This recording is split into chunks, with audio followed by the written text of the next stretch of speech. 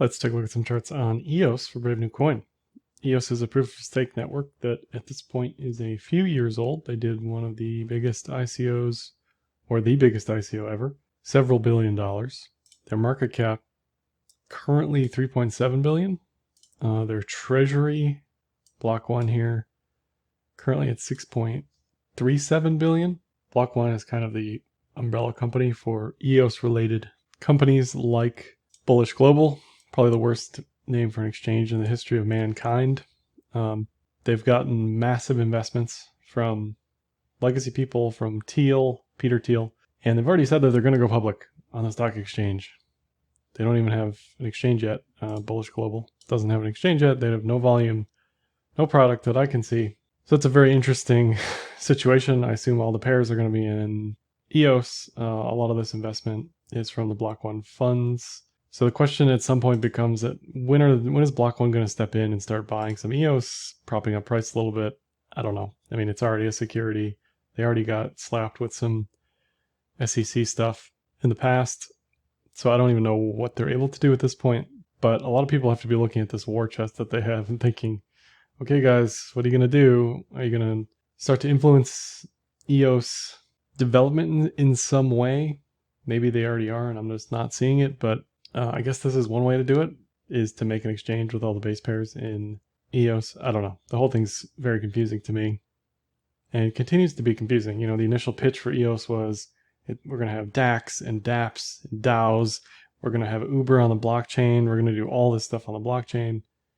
It's been a few years now. ETH Killer was floated. It just hasn't materialized in anything. Not saying it never will. I'm saying, look, they had billions of dollars. They did nothing with it. What do they have to show for it, right? If we look at the proof of stake side of things, they call these master nodes essentially block producers. Now, I don't know how many of these actually run a full node. I don't know the size of the full nodes on EOS. I don't even know if there's any full nodes in existence on EOS. None of this stuff is important until it matters for a lot of people. It's not important that a lot of the BTC mining is in China until people start talking about it, and then China bans mining, right? All of a sudden the network takes a hit, and the mining side of things itself cracks, but there's a definite, clear weak point in anything proof of work when there's a centralization of mining physically located geographically in one spot. Let's say there's a natural disaster, act of God, whatever, regulation, anything, and that's a weakness. And you can say the same thing for anything proof of stake based on geographic location, based on interests. If most of these are exchanges, that's a problem, because if the exchanges have interests that go against user interests, governance could experience a schism. You see the usual suspects, Binance, Bitfinex, Huobi, OKEx, and then a few DEXs in here as well. Users can always move votes around. It's not like these aren't fluid, but that's just something to consider. So a lot of these are still Asia, China, also a weakness for any network. Definitely something to consider if China goes full CBDC on us and they crack down on all things crypto. EOS will not be spared. So keep that in mind. You'll see a shifting of this. And if these 21 block producers fall out of favor, the top 21, there are many others lying in wait to pick up the slack. So it's not like the network is just going to shut down. It'll self-correct. But in the meantime, there will be a disruption in consensus, potentially, if everything shuts down around the same time, right? This is like a perfect storm of events that could happen just based on geographical location of some of these nodes, these key nodes in the network. If you look at block count in the line here, they had some issues in late 2019, early 2020 with kind of like spam airdrops on the network that kind of clogged everything. That's long past now, and things are back on track as far as block counts are concerned. Transaction counts kind of all over the place. 2 million, 6 million. There's no fees on EOS, so you can't really look at much else because it's all just noise. But I can look at transaction counts, and those have kind of been ranging over the past 6 months, very much like price. If these were picking up like they were from January 2020 to October, you could be much more bullish just on the fundamental side of things. When we look at the DApps on EOS on DApp Radar, sorted by 30-day volume, you can see that a few of these break 1 million, a few of these break tens of millions, one breaks 100 million.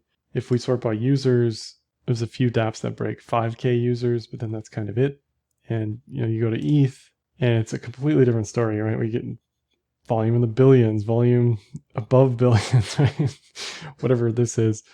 It's just crazy, like the amount of attention and eyeballs on ETH related dApps relative to everything else. It's kind of sucking the liquidity out of the room. But this is partially zero sum. People are going to go where they have interoperability, where they have options and opportunities, and it doesn't look like that's necessarily happening on EOS. I don't hear anything about any of the dApps on EOS kind of ever. It just kind of exists, but I don't personally hear anything about it. So most of the DeFi activity is currently on EOS or on ETH, and that certainly hurts EOS from a fundamental perspective. Google trends for EOS.io exploded along with price and have since declined significantly along with price. Again, not something you want to see if you are particularly bullish. We'll switch to technicals because really I don't have that much else to say about EOS. That's kind of the other thing. There's not much to look at under the hood. It's proof of stake. What are the nodes? What are the staking rewards? What is the inflation? That's variable. If there's a treasury, what does that look like, right? Like there's kind of not much else to say. dApps are there better than some of these other proof of stake chains that have been around for a few years. And there's activity. There's just relatively little compared to ETH.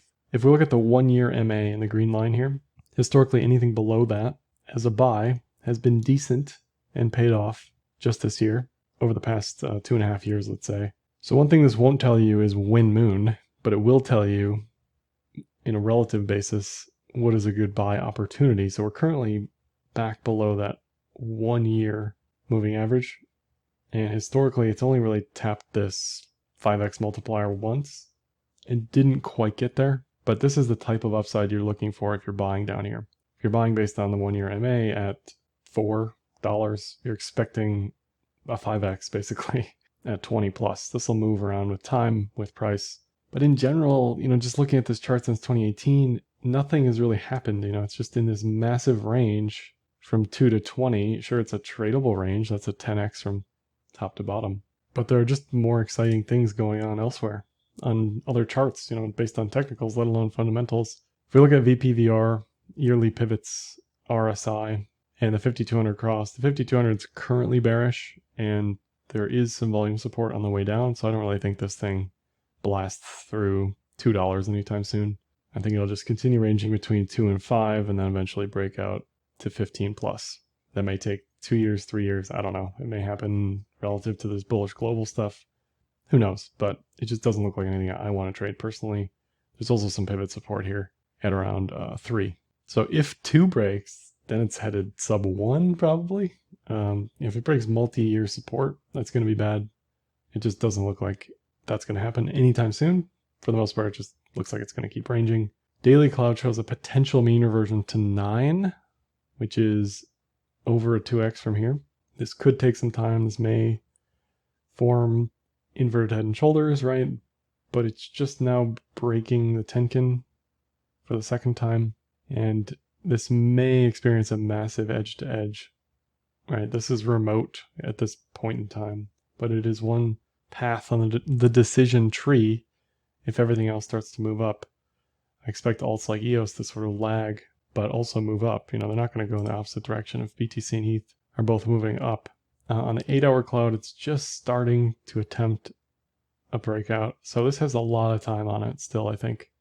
Probably into August, you'll know, but I'd watch the 8-hour cloud because it's been below the cloud since mid-May, and any change in that direction should lead to continuation to that mean reversion target. Here it is again at 9 on the 8-hour. EOS BTC, historically, the answer is pretty clear. You're better off holding BTC if you're in crypto. It has some whiffs of bullishness every now and then, but in general, this thing just continues to lose value against BTC. Currently bearish on the 5200, kind of in all this VPVR nonsense from 7K sats to 36K sats. Again, it's a massive range, but all in all, it's just been down only since 2018. So until it gets out of this pitchfork, it's hard to be bullish on anything that looks like this. There's no pattern here that's painting reversal. If anything, this is a head and shoulders if you zoomed in on it, which should lead to bearish continuation or bearish reversal, depending on how you want to look at that. This was a nice W outside of the pitchfork band, which led to mean reversion to the midline, and now it's just probably back down here. Sub 4K sats eventually. Just bleed, slow bleed. People are going to forget it exists, and it's just going to get bled into oblivion. And against the ETH pair, it looks even more dire. Since the death cross in February 2020, it has been a swift and strong bearish continuation.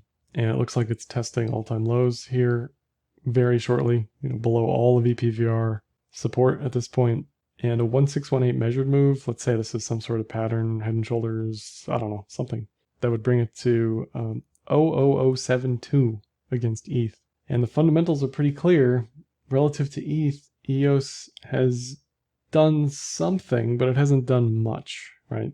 Again, the activity and the attention, the interoperability, the excitement, the eyeballs, all of that is not on EOS. I think that's pretty clear. Lastly, I'll just mention the ETH-BTC fund and DeFi portfolio I trade for Techemy Capital and Enzyme.finance, where you can send ETH or USDC or just watch what I'm doing. AUM, performance, allocation, all my DeFi stuff in yield-bearing protocols on Aave, Yearn, Compound, and some BTC and ETH stuff going on here, along with a DAI Yearn Vault, USDC Yearn Vault. And if you ever see a substantial amount of coin sitting in USDC, it's because I'm making a decision whether or not to add to existing positions. I've seen that question a few times pop up. But you can see everything that's going on, deposits, withdrawals into the contract, all the trades I'm doing, that sort of thing. That's all I have for this one. Like, dislike, comment, share, subscribe, and happy trading.